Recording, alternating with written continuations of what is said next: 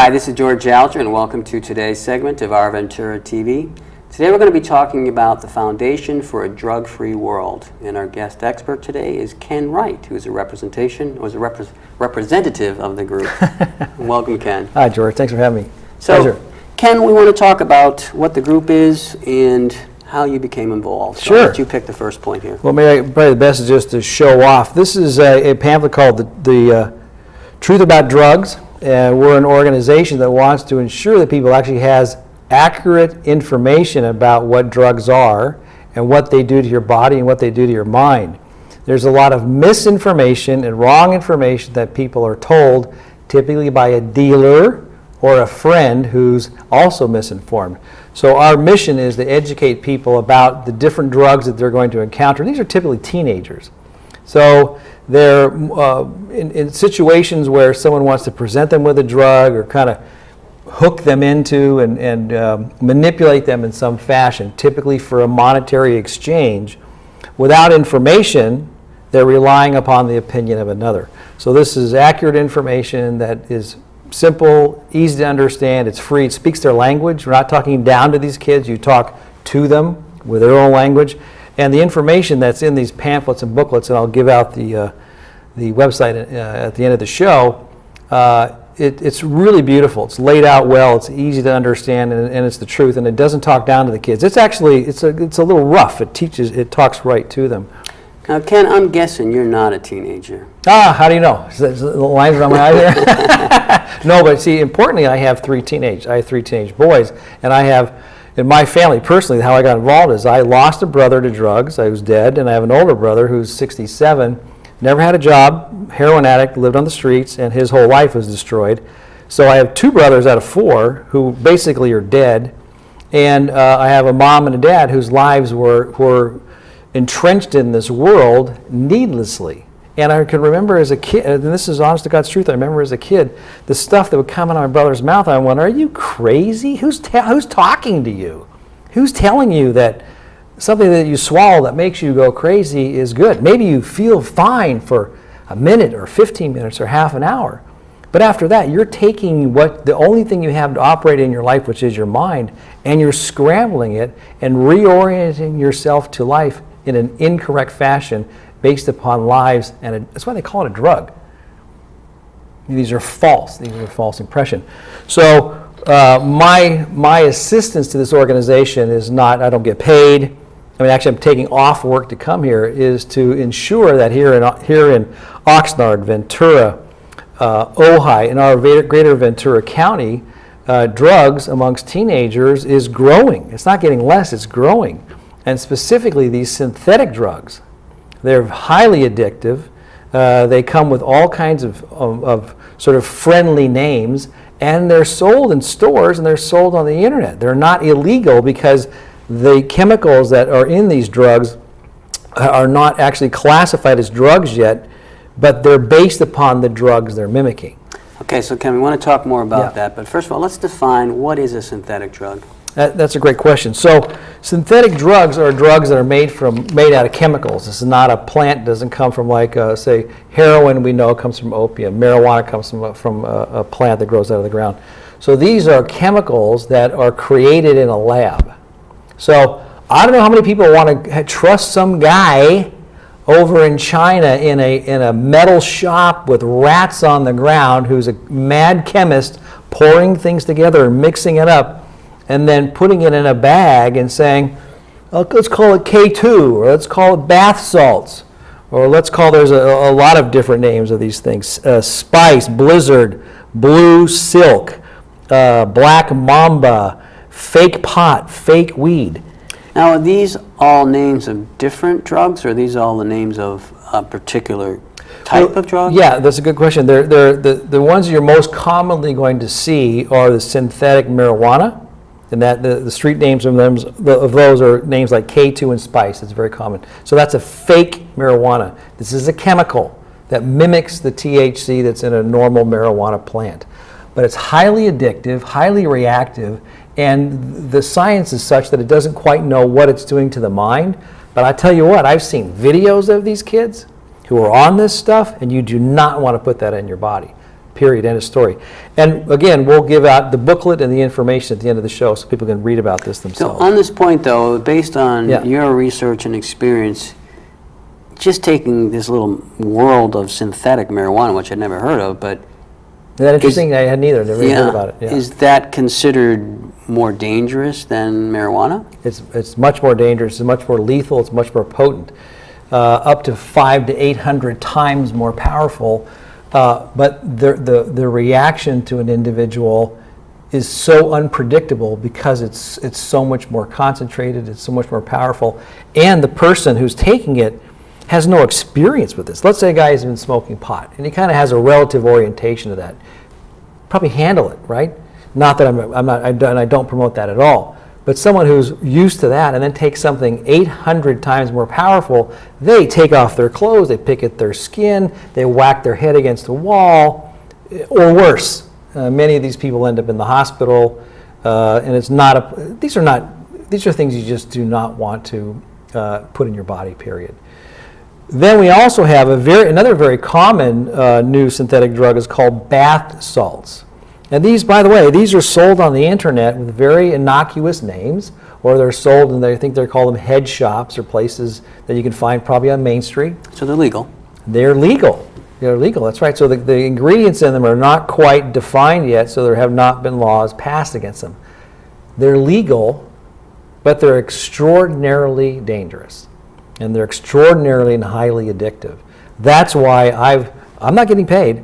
That's why I'm coming on to your show to help my community understand that these are out in the environment, and especially the youth, they're just vulnerable. These kids between the ages of 11 and 18, they're trying to find themselves, and they're insecure, they don't quite know, they're not, we all go through that. But to lean upon these drugs and having someone talk to you and tell you that this will make you more powerful, give you more fun, those are not your friends. And so these drugs, these synthetic drugs, are more potent, more dangerous than their existing natural counterparts, to use that term, but they're legal, and yet there are plenty of, I believe there are other synthetic drugs that are not legal too. So when we're talking about synthetic drugs, are we talking about all these, or are we really focusing on these newer ones that are not yet illegal? These are the ones that are the ones that I want to spend our time with are the ones that are targeted and marketed to children, to kids, right? Okay. That's the problem, is because, like you said, marijuana, it's illegal, right? Or heroin, that it's illegal. Or cocaine, that it's illegal. These, they're marketed on the internet, they're not illegal. You go to a head shop, they're legal, they're on the shelf.